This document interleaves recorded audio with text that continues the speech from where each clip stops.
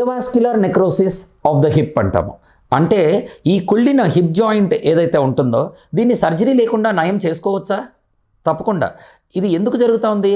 లోపల కుళ్ళినప్పుడు ఆ చుట్టూ ఇన్ఫ్లమేటరీ రియాక్షన్ అనేది ఒకటి జరుగుతూ ఉంటుంది.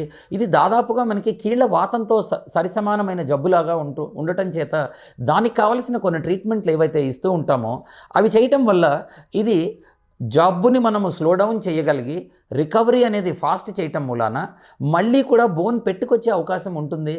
దానిపైన మనము వేరే ట్రీట్మెంట్స్ ఏవైతే చేస్తామో వాటి ద్వారా నొప్పిని కంట్రోల్ చేసుకోవటము, అలాగే ఎందుచేతనైతే ఇది జరిగింది లోపలికి రావాల్సిన బ్లడ్ సర్క్యులేషన్ తగ్గింది కనుక అది మళ్ళీ క్లాట్స్ వచ్చి క్లోజ్ అవ్వకుండా ఇంకా కొన్ని మందులు ఇవ్వటం ద్వారా ఇలాంటి రకరకాల ట్రీట్మెంట్స్ ఎక్కడైతే ప్రాబ్లమ్స్ ఉన్నాయో వాటన్నిటినీ మనము జాగ్రత్తగా మనము ట్రీట్మెంట్ చేయటం వల్ల చాలామందికి సర్జరీని మనము నివారించటము, నిరోధించటము, దూరంగా నెట్టడం అనేది సాధ్యమవుతుంది.